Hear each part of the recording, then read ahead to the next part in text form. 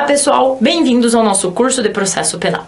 Hoje nós vamos estudar a respeito da ação penal pública condicionada aqui para o processo penal. Bora lá então? Antes de começar a ver onde está a previsão legal da ação penal pública condicionada, como que funciona essa ação penal pública condicionada, a gente precisa tratar a respeito de algumas noções gerais dessa ação penal pública condicionada. Por que essa ação penal pública ela é dita condicionada? Essa ação penal ela é dita condicionada quando a sua promoção ela depende de representação do ofendido ou de requisição do ministro da Justiça.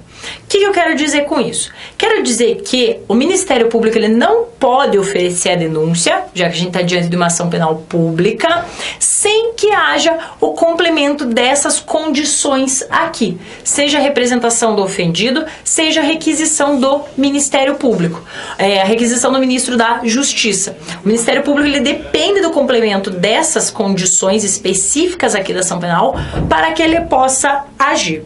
Então, essas condições, seja a representação do ofendido, seja a requisição do ministro da Justiça, elas funcionam como condições de procedibilidade da ação penal. Eu preciso preencher essas condições antes do oferecimento da inicial acusatória. Caso não sejam preenchidas, a inicial acusatória ela deverá ser rejeitada, ok? E onde está a previsão legal dessa ação penal pública condicionada? Então, lá no artigo 24 do Código de Processo Penal, no artigo 100, parágrafo 1º do Código Penal, ele também trata a respeito da ação penal pública condicionada à representação ou requisição do ministro da Justiça. Mas, Magda, como que eu vou saber que a ação penal ela é condicionada? Como que eu sei que ela depende de representação ou de requisição do ministro da Justiça? Como que eu vou saber? Ora, pessoal, nesses casos, a lei vai trazer, ela vai falar para você que para processar determinado delito, ele depende de representação ou de requisição do ministro da Justiça.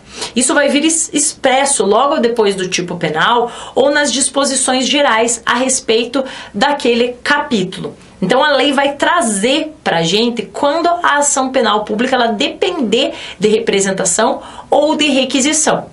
Lembrem que se a lei não falar nada, não mencionar nada a esse respeito, a ação penal pública ela será incondicionada. Porém, quando ela falar que o processo depende de representação ou de requisição do ministro da Justiça, aí ela será condicionada à representação ou à requisição do ministro da Justiça. Ok? Então a lei vai trazer isso aqui para a gente. Tudo bem, Magda, você está falando a respeito de representação e de requisição. Mas o que é isso? O que é representação? O que é requisição? Como que elas devem acontecer? Qual que é a forma dessa representação ou dessa requisição? Vamos começar trabalhando com a representação. A representação nada mais é do que a manifestação de vontade do ofendido ou do seu representante legal, no sentido dele que possui interesse na persecução penal do autor do fato, do autor daquele delito, do autor daquele fato delituoso. Então é o ofendido que foi vítima de um delito e chega para o Ministério Público e fala: olha, eu quero ver esse sujeito ser processado, eu desejo que ele seja processado, que a ele seja aplicada uma pena. É a manifestação de vontade de você ver o autor daquele delito ser devidamente processado. Ok? Então, em relação à representação, gente, muita atenção, vigora o princípio da oportunidade ou da conveniência. Por que o princípio da oportunidade ou conveniência, Magda? Ora, ninguém é obrigado a oferecer representação. O ofendido ou seu representante legal não são obrigados a representar em face do autor daquele fato delituoso. Não, eles analisam a situação, se vale a pena ou não representar contra o sujeito. De repente, gente, deixar de lado aquela situação para a vítima ou para o representante legal é melhor do que se submeter a todo um processo penal. A questão do processo, muitas vezes, para algumas pessoas, causa certa vergonha, causa certo constrangimento. Então, para certas pessoas, é melhor não representar do que ter que acompanhar todo um processo penal. Então, em relação à representação, vigora esse princípio da oportunidade e da conveniência, já que ninguém é obrigado a representar. Não é porque você foi vítima de um delito de ação penal pública condicionada que você é obrigado a representar. Não, você decide se quer representar ou não, ok?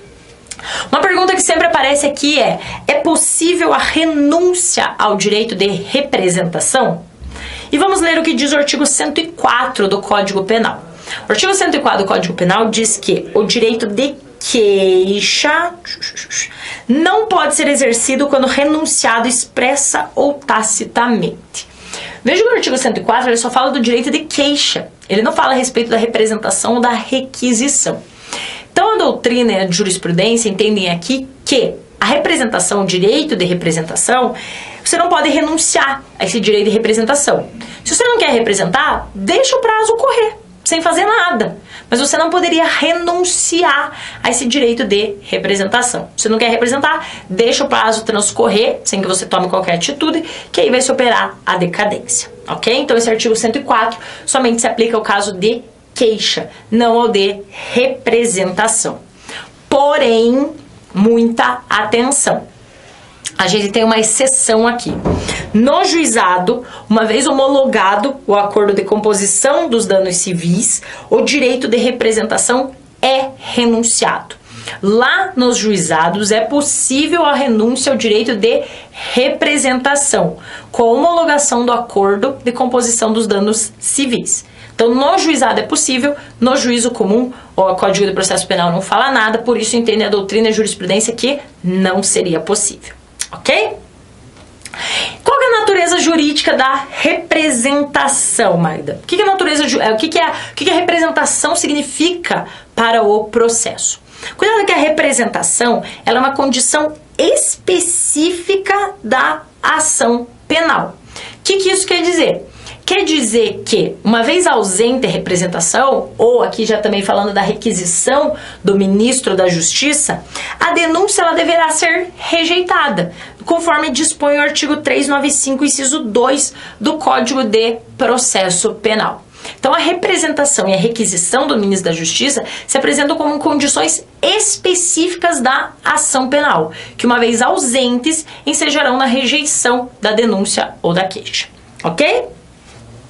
Cuidado, gente, que tudo bem, falei pra vocês que é uma condição específica da ação penal, eu preciso dela para iniciar a ação penal. Mas pode acontecer de, no curso de um processo, vir uma lei que modifique a natureza jurídica daquele delito e exija representação agora para esse delito. Mas você já está no curso do processo.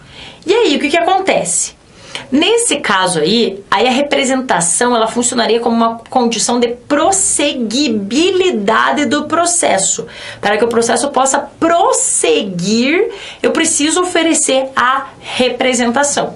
E um exemplo disso que aconteceu está lá no artigo 91 da Lei 9.099 de 95, que é a Lei dos Juizados Especiais. O que diz esse artigo 91? O artigo 91 diz que nos casos em que essa lei passa a exigir a representação para a propositura da ação penal pública, o ofendido ou seu representante legal será intimado para oferecê-la no prazo de 30 dias, sob pena de decadência. Então, esse artigo 91 aqui condicionou que o ofendido ou seu representante legal eles oferecessem a representação mesmo que o processo já estivesse em trâmite. Aí, nesse caso aqui, a representação funcionaria como uma condição de prosseguibilidade, para você prosseguir no processo, e não uma condição de procedibilidade, para você dar início ao processo. Ok? Então pode acontecer essas situações aqui de no meio do processo se exigir a representação. Tranquilo? Quais são os elementos necessários para a representação? A representação, gente, ela tem como objeto um fato acrescido da autorização para que o Estado possa proceder no sentido de apurar o delito.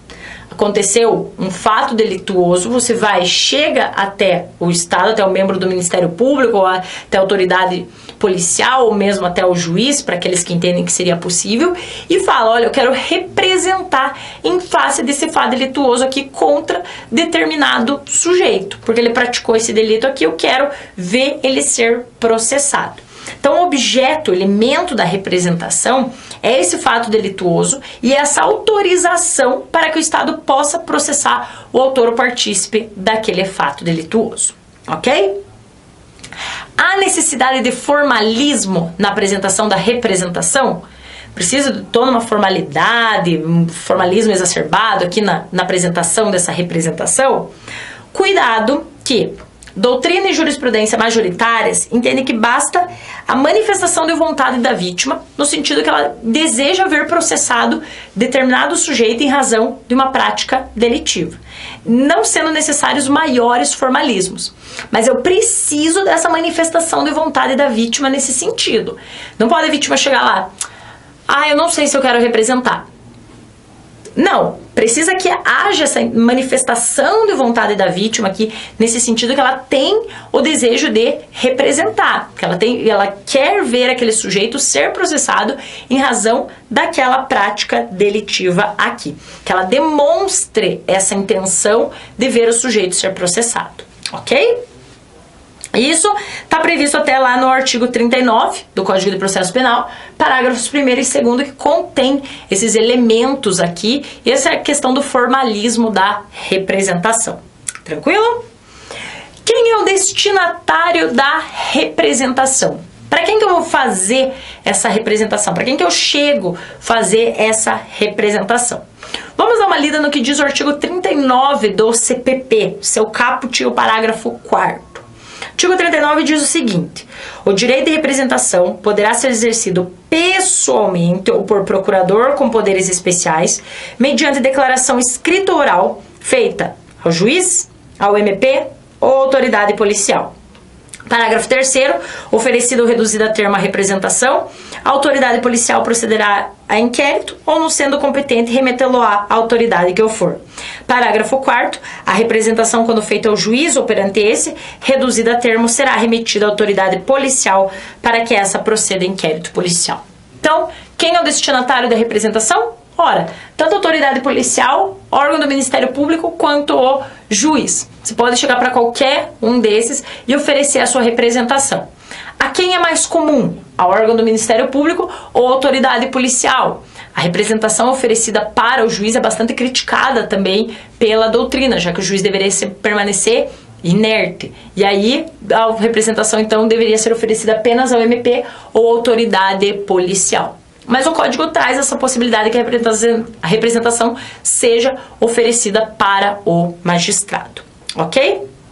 Cuidado ainda que a gente tem essa previsão também lá no artigo 75 da Lei 9.099 de 95, a Lei dos Juizados, falando que não obtida a composição dos danos civis, será dada imediatamente ao ofendido a oportunidade de exercer o direito de representação verbal, que será reduzida a termo. Parágrafo único, o não oferecimento da representação na audiência preliminar não implica a decadência do direito, que poderá ser exercida no prazo previsto em lei. Então, para demonstrar quem seriam os destinatários dessa representação aqui: autoridade policial, Ministério Público e juiz. Tranquilo? Uma perguntinha que sempre aparece também: representação vincula o Ministério Público? Diante da representação oferecida pelo ofendido ou pelo seu representante legal, o Ministério Público é obrigado a oferecer a denúncia? E a resposta é negativa, né, gente? O Ministério Público não seria obrigado aqui a oferecer denúncia simplesmente em razão da apresentação da representação. Ele tem que ver se preenche as demais condições da ação, se há lastro probatório mínimo suficiente para aí sim poder oferecer a denúncia. Mas a representação por si só, ela não obriga o Ministério Público a oferecer a denúncia. O Ministério Público tem que analisar todas as outras condições e lastro probatório mínimo aqui para dar início à ação penal. Ok? Quem é o titular para oferecer a representação? Quem detém a titularidade para chegar para o Ministério Público, para a autoridade policial, para o juiz e falar: quero representar em razão desse fato contra determinado sujeito? Quem que detém essa titularidade? Artigo 39 do Código de Processo Penal, novamente, fala que o direito de representação poderá ser exercido pessoalmente ou por procurador com poderes especiais, mediante declaração escrita ou oral feita ao juiz, ao MP ou autoridade policial. A regra, gente, é que a titularidade do direito de representação é do ofendido. é da vítima do delito. A regra, então, é que o ofendido, aquele que foi vítima daquele delito, é quem detém a titularidade para oferecer a representação. Mas, como a gente viu, o próprio artigo 39, ele permite que um procurador com poderes especiais possa oferecer a representação em nome do ofendido. A pergunta aqui é, esse procurador precisa ser advogado? Precisa que seja necessariamente um advogado que vai oferecer a representação em nome do ofendido? E a resposta aqui, dada por Renato Brasileiro e o professor Mirabete, é não. Não há necessidade aqui que seja obrigatoriamente um advogado. Pode ser qualquer outra pessoa que o ofendido tenha repassado essa procuração com poderes especiais para oferecer a representação em seu nome. Mas lembre, a regra, a titularidade da representação, em regra, é do ofendido, da vítima do delito. Tranquilo? Dentro dessa titularidade aqui, a gente tem que analisar algumas situações que podem acontecer. Situação 1. Ofendido com 18 anos que não seja mentalmente enfermo ou não apresente retardo mental. Ofendido, maior de 18, não é mentalmente enfermo, não apresenta retardo mental. Ora, nesse caso, ele sozinho pode oferecer a representação, ele pode representar em face de determinada pessoa em razão da prática delitiva. Então, maior de 18 anos, não seja mentalmente enfermo, não apresente retardo mental, titularidade dele. Ele sozinho pode chegar lá representar, ok?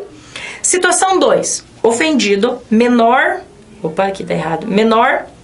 de 18 anos, mentalmente enfermo ou que apresente retardo mental. Nesse caso aqui, gente, se o sujeito é menor de 18 ou é mentalmente enfermo ou apresenta retardo mental, o direito de representação passa ao seu representante legal, já que sozinho ele não poderia oferecer essa representação aqui, ok? A pergunta nessa situação 2 é: e se o representante legal, ciente de toda a situação, ciente de quem é o autor do delito, não exerce o direito de representação em 6 meses? Ocorre a decadência? Ou, assim que, por exemplo, o menor completar 18 anos, ele ainda teria os seus 6 meses para oferecer a representação, ainda que seu representante legal já estivesse ciente, há muito mais tempo. Como que funciona essa situação aqui? Vejam, gente, que uma parte da doutrina nessa situação entende que esse prazo decadencial de 6 meses ele não flui enquanto o ofendido for incapaz, mesmo que o representante legal esteja ciente da situação. Ou seja, se um sujeito de 16 anos foi vítima de um determinado delito que dependa de representação, e ele chega e conta para o seu pai que foi vítima de um delito que depende de representação, chegar lá e o pai dele não fizer nada no prazo de 6 meses, entenda essa parcela da doutrina aqui que não ocorre decadência, que o prazo de 6 meses só vai começar a fluir quando esse menor completar 18 anos. Completou 18 anos, aí ele tem 6 meses para ele oferecer a representação. Pouco importando se o representante legal estava ciente ou não. Se estava ciente, tranquilo, 6 meses só começa a contar a partir da data que ele se torna capaz. Então, para essa corrente doutrinária, entende aqui que o prazo ele não flui enquanto ele for incapaz. Porém, entende uma segunda corrente que esse prazo decadencial é uno, é um prazo só, não é um prazo para o incapaz e um prazo para o representante, é um prazo para os dois. Ciente da autoria do delito, então, o representante legal ele tem o prazo de 6 meses para apresentar a representação. Se ele não fizer isso, ocorre a decadência. Ah, mas ele atingiu a maioridade depois, no 7º mês. Ele tem os 6 meses. Não. Para essa corrente doutrinária aqui, o prazo é uno. Se você falou para o representante legal e ele não tomou nenhuma atitude no prazo de 6 meses, ocorreu a decadência. Só que ainda, gente, é bastante controvertido na doutrina. Não posso falar, prevalece isso, prevalece aquilo. É um tema que ainda gera bastante discussão na doutrina, ok? Mas é bom ficar atento a essas situações aqui. Situação 3. O ofendido é menor de 18, ou é mentalmente enfermo, ou tem retardo mental, e não tem representante legal. Ou, se ele tem representante legal, houver colisão de interesses. Nesse caso aqui, gente, quando o ofendido é menor de 18, tem retardo mental, é mentalmente enfermo e não tem representante legal, ou se ele tem uma colisão de interesses entre eles, um que é uma coisa e outro que é outra, que está colidindo os interesses dele, nesse caso o juiz ele vai nomear um curador especial para oferecer a representação. Então, ocorrendo qualquer dessa hipótese aqui da situação 3, o juiz nomeia um curador e esse curador vai oferecer a representação em nome do ofendido. Pergunta: o curador é obrigado a oferecer a representação? Também resposta negativa, gente. Não é obrigado a oferecer a representação. Ele vai analisar critérios de oportunidade e conveniência, se é necessário oferecer a representação nesse caso, se é o interesse aqui, seja do incapaz de oferecer essa representação, mas ele não é obrigado. Não é porque ele foi nomeado pelo magistrado que ele é obrigado a oferecer a representação. Não. É só a gente imaginar que o menor ele não quer representar e o seu representante legal quer representar. Nesse caso aqui, ele analisa a conveniência de acordo com os interesses da vítima, do ofendido. Então, ele não é obrigado a representar. Ok? Situação 4, pessoa jurídica. Elas deverão ser representadas aqui por quem os respectivos contratos ou estatutos designarem. Então, quem vai oferecer a representação, no caso de um delito contra a pessoa jurídica, é quem o contrato ou estatuto designar. Situação 5, no caso de morte da vítima. E isso está lá no artigo 24, parágrafo 1º do Código Penal. No caso de morte do ofendido, ou quando... Código de Processo Penal, perdão, que é o CPP. No caso de morte do ofendido, quando declarado ausente por decisão judicial, o direito de representação passará ao cônjuge, ascendente, descendente ou irmão. Então, o direito de representação aqui passa ao CAD, cônjuge, ascendente, descendente, irmão, e a gente pode até acrescentar aqui ao companheiro. Caso o ofendido, então, ele venha a falecer, o direito de representação, a gente passa ao CAD. A pergunta que aparece aqui, antes da gente passar para o prazo decadencial, é: como que eu conto o prazo aqui? A partir de que momento começa a contar o prazo nessa situação? Ora, vamos dizer que o sujeito ele foi vítima de um delito que determina a ação penal pública condicionada à representação. Ele estava ciente já de quem era o autor do delito e faleceu 2 meses após ele tomar ciência de quem era o autor do delito. A partir daqui entra a legitimidade do CAD para oferecer a representação. Ele não tinha oferecido a representação ainda, passou 2 meses, mas ele não fez nada. Aí vem o CAD. O CAD ele vai ter só mais 4 meses para oferecer a representação ou terá 6 meses para oferecer a representação? Como que funciona essa situação aqui? Nesse caso, gente, o CAD ele vai ter o tempo restante a partir da morte do sujeito. Porém, se o CAD, vamos supor o cônjuge, já estava ciente de quem era o autor do delito, o prazo já começa a contar a partir da morte do ofendido. O ofendido morreu, o prazo de 4 meses já começa a contar, que é o prazo que resta.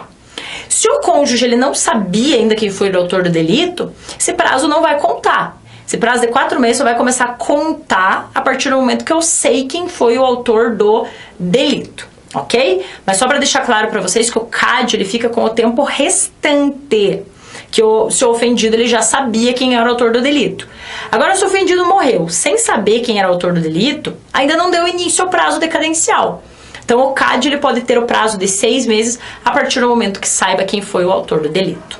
Ok? Então, muita atenção nesse caso aqui também. Falando sobre prazo decadencial, já que eu já falei várias vezes, prazo de 6 meses, 6 meses, 6 meses. O que é esse prazo de 6 meses, mano? Vamos trabalhar com o prazo decadencial para o oferecimento da representação. E esse prazo está previsto lá no artigo 38 do CPP, parágrafo único, que diz o seguinte pra gente: salvo disposição em contrário, o ofendido ou seu representante legal decairá no direito de queixa ou de representação, se não exercer dentro do prazo de 6 meses, tá lá. Contado do dia em que vier a saber quem é o autor do crime, ou no caso do artigo 29, do dia que se esgotar o prazo para oferecimento da denúncia. Parágrafo único, verificar-se a decadência do direito de queixa ou representação dentro do mesmo prazo, nos casos 24, parágrafo único e 31.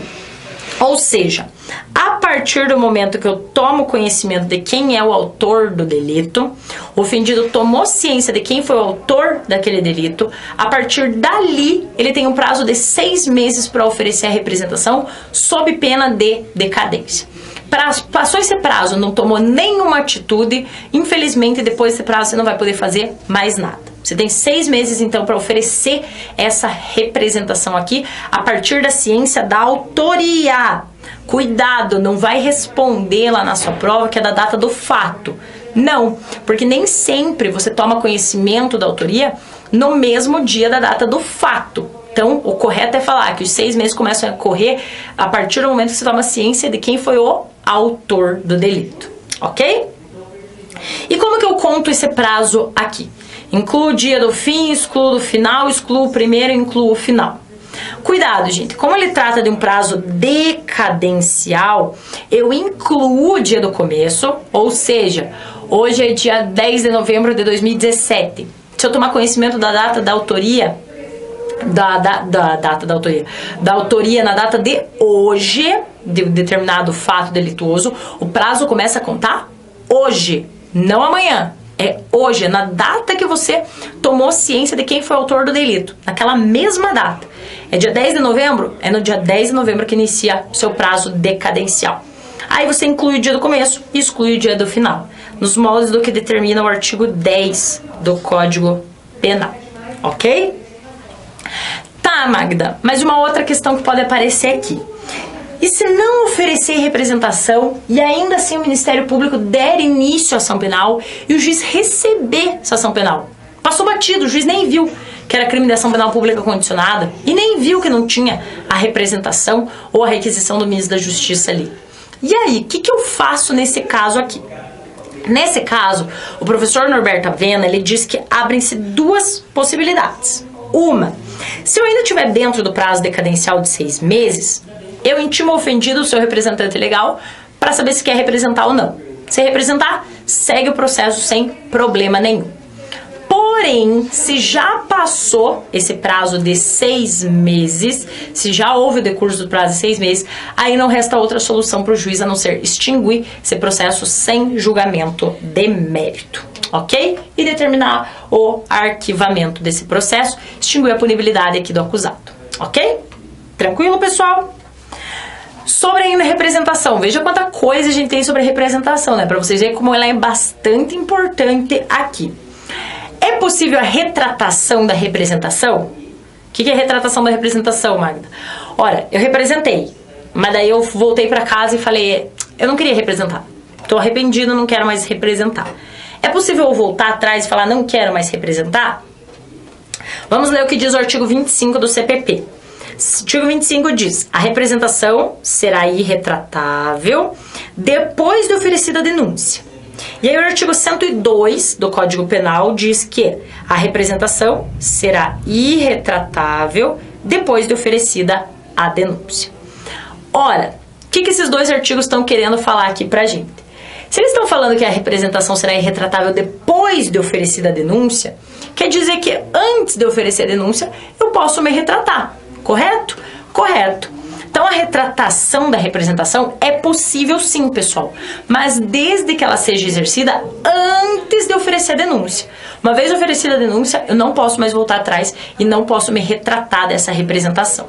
Lembrem, gente, ninguém é obrigado a representar. Você não é obrigado a representar.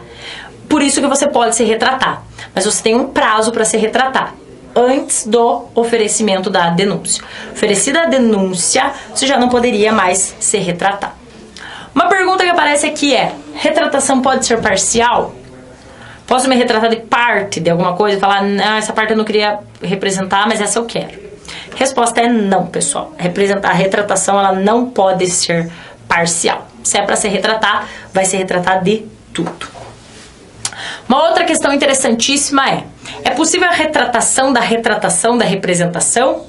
Não entendi nada, Magda. É possível me retratar da retratação da representação? Eu representei, daí eu me arrependi. Daí eu fui lá e me retratei. Falei, ó, não quero representar. Mas eu volto pra casa e falo, mas eu devia ter representado. Posso representar agora, me retratar da retratação? Falar, quero representar, não queria ter me retratado, era para eu ter representado? Tem essa possibilidade? E aqui, gente, majoritariamente na doutrina admite-se sim a retratação da representação. Você representou, você retratou, mas daí você quer representar de novo aqui, você quer voltar para onde você estava lá do início. Entende a doutrina e a jurisprudência que sim, é possível a retratação da representação, Claro, desde que você esteja dentro do prazo de 6 meses.